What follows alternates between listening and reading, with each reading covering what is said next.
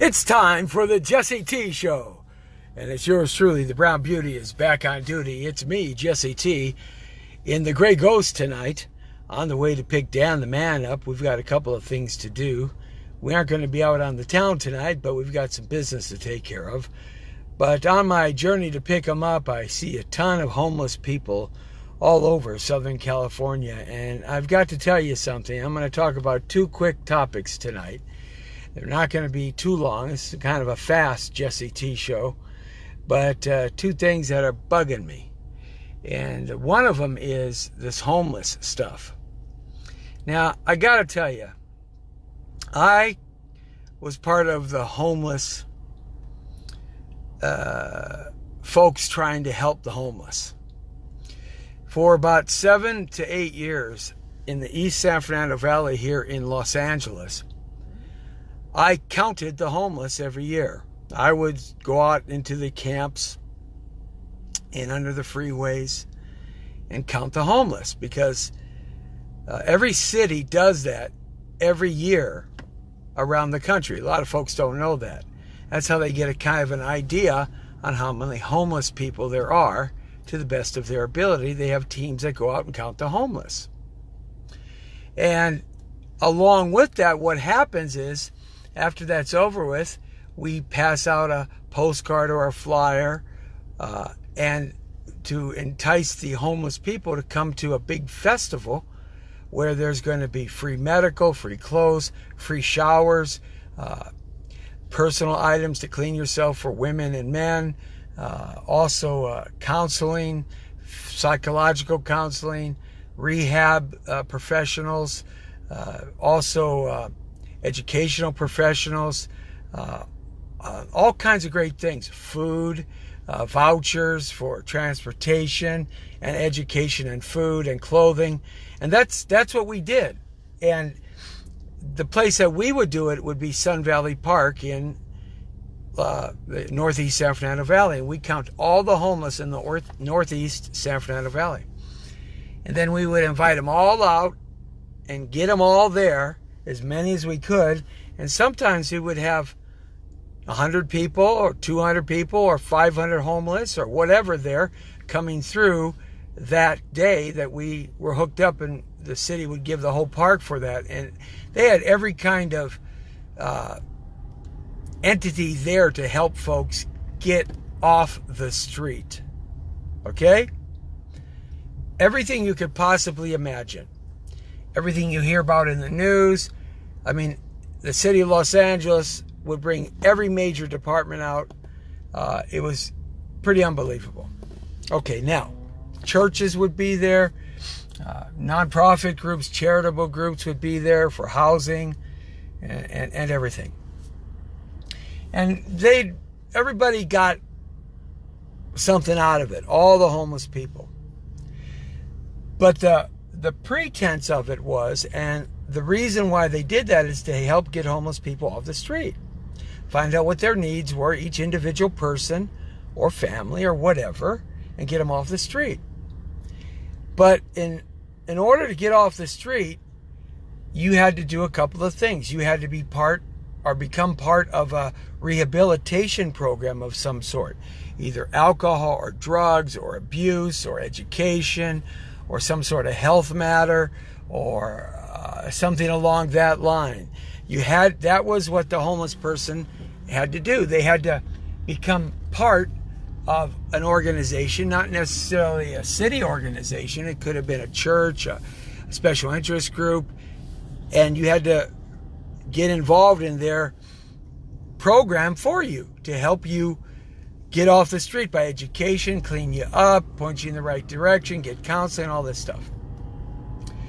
And it was great because the folks that would do this would be so grateful, and they would get off the street within 18 months from the time they got into a program. I mean, it was fantastic. Just fantastically successful.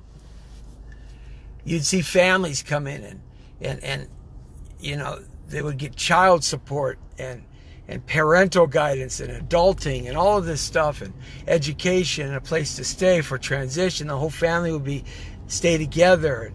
It was just terrific to see these folks get off the street, get some temporary housing in houses that were built for them that were worth $700,000. I mean, more than what you and I could afford, or most people working 50 hours a week. They would get these nice, cool places to live in. And as long as they stayed in this program and worked hard to get off the street. That was it. So after 1 year, 2 years, 3 years, 4 years, 5 years, I started asking questions. And the questions I started asking was really two simple questions. What is the recidivity rate of folks that would get involved in these programs getting back on the street? That was question number one. Question number two was, how many people actually take advantage of these programs on that Saturday or that Sunday or that weekend we were at Sun Valley Park after we counted the homeless every year? They still do it. How many people actually took advantage of all these freebies to help them? Now, the answers I got were the answers that I thought I was going to get when I asked the questions. See, because at that time I was running full speed ahead on human trafficking and fighting human trafficking.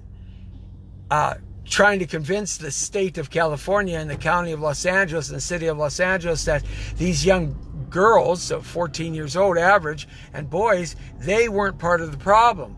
They were the victims. So it took me like 5 years to get these bureaucracy to understand that. Going up to Sacramento, going to LA, going to the supervisors, going to the police, going to the county, going to the city council, going to the mayor, going to all the media, going to all of the small city council members for each city, like North Hollywood, Encino, West Hills, etc. Going to homeowners, going to businesses, going to churches, lecturing and talking. It took me 5 years approximately to get people to realize that these 14-year-old little girls that were kidnapped, abducted, coerced, intimidated, boys too, and then drugged and incarcerated in slavery and beat and just horrendous things. To finally, the bureaucracy and the government and the officials will start seeing them as victims. And when they did that, that's when things got going. Because you see, when you have a victim, you have a perpetrator. When you have a victim, you have somebody that victimizes them. Okay? And that's when the focus changed. Well, in doing that process, homelessness ran hand in hand with it. Okay? So, I obviously got involved in homelessness and understood that. And this was the answer to those two questions. What was the recidivity rate of those that got involved in the program, and did they actually go back on the street? And the recidivity rate was only 15%. 15%. If they stayed in the program longer than 6 weeks. As they stayed in the program longer, the recidivity rate went down to 5%. So that's an absolute success. An absolute 100% success. Now, the other question was, to the bean counters, was how many people actually did get involved in these programs and when they would be put on at the parks? And the answer to that was less than 15%. So I said, okay, I did the math real quickly. Let's just round it to my head and say 90%. So if we had 500 people, 450 of them would stay homeless And 50 of them would get involved in the program. And they all said, yeah, that's about right. And I said, is this pretty much the way the clock runs every time you do this around the city? Yeah. So my next and third question is why? Don't these people want to get off the street? And the answer to that didn't blow my mind, but it just reinforced what I knew. And that is, no, they actually like being on the street. Then my next question was, why? And the answer to that was, because they have no accountability and responsibility, and they like being on drugs and alcohol. Then my next question was, what you're saying to me is these people that get on the street, 10 to 15% of them only get off and 90% of them stay on the street forever? The answer to that was yes. And there's nothing you can do about it. The answer to that was no. We can't force them to do anything. And a light bulb went off in my head. And you know what the light bulb was? What the hell am I doing out there counting the homeless for to help them get off the street? Most of them want to stay. And that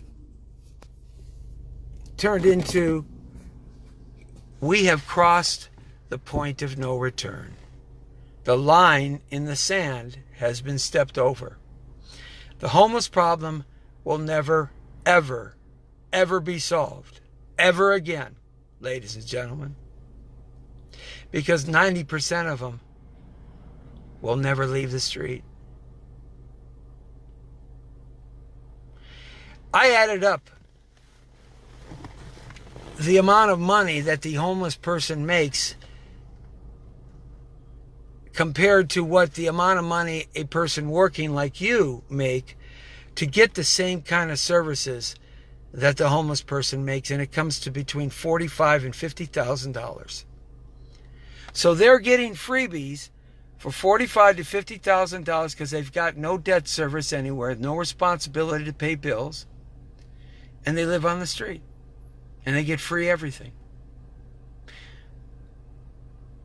The vagrants, transients, hobos and bums, the homeless, keep coming to the West Coast. Why? Because we're a sanctuary state, sanctuary city, and we're soon to become a refugee city and a refugee state. This problem will never be solved. Never be solved. Hear me loud and hear me clear. It will never be solved. More people will come. Who wants to be homeless in Chicago? It's 20 below zero.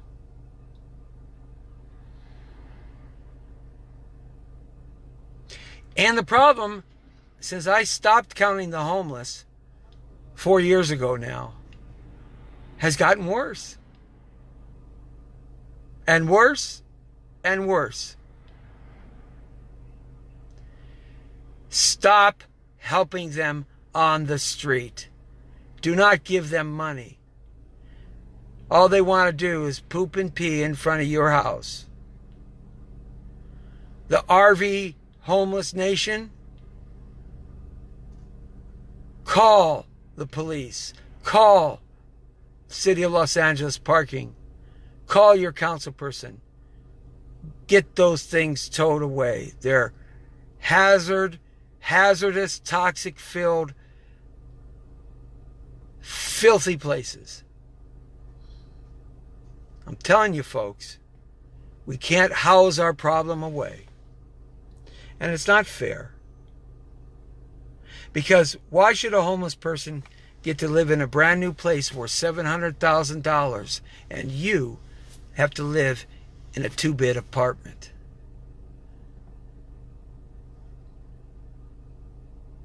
I don't think that's fair. Now you're straight on the point. The world according to Jesse T. Human trafficking is the second thing that bothers me. I've been fighting human trafficking for 10 years now. Coalition Against Human Trafficking. I'm the director here in Los Angeles. I started this organization. I walked the streets and confronted the pimps. I lectured to the people that got popped for eliciting illegal sex from prostitutes on the street. I've been part of sting operations. I've had the opportunity to rescue some children and participate with that. We created a task force in the city of Los Angeles Police Department, got that going. And Councilwoman Nuri Martinez, that became her banner because of me, Jesse T. 3 days after she was elected, I went into her office and I said, this is the issue of our time. And she understood it and she ran with it. Of course, she's an egomaniac and doesn't spread the love where the love should be. In fact, she discriminates against men, in my opinion. But that's a whole nother topic. But now she's the president of the Los Angeles City Council because of the kind of footage and the backing she got when I gave her the idea. And she helped us, don't get me wrong. But you got to pay respects to those who were there before you. Anyway, I've been fighting human trafficking a long time. I've talked to hundreds of thousands of people. And I stepped away for a couple of years. Unfortunately, I had a little confrontation with a very evil entity, and I needed to go dark. But now I'm coming back with the Coalition Against Human Trafficking. And our plan is to create a reality show called The Hunter, hunting down traffickers. I'm the hunter. A combination of a cop's kind of America Most Wanted. I had an earlier version of this that ran real quickly. It was up and down on a cable channel. Didn't last long, but that's okay. We're going to have a hit crew go out there, undercover guys, professionals, and track down cold case human trafficking. And they're going to work hand in hand with the local police agencies here in the city of Los Angeles and the FBI so that they have arresting capability, that the FBI and or the city of Los Angeles Police Department will be there at that time, at that moment. Of course, with the prosecuting attorneys here, the DA in Los Angeles. We're going to set up a victim restart program in combination with a couple of very good sources out there that are already doing this for decades. We're going to set up a victim restart program to restart their lives. And we're going to create a huge coalition. My coalition was pretty big before, but it's going to be 5 times as big now. And we need you to be involved in it. You go to my Facebook page, facebook.com/the Coalition Against Human Trafficking, and just stay tuned for more stuff. I'll let you know how you can get involved. We need soldiers with shields and swords to help us fight the evilness perpetrated upon our children and the abuse perpetrated on our ladies. The Jesse T Show, straight on the point.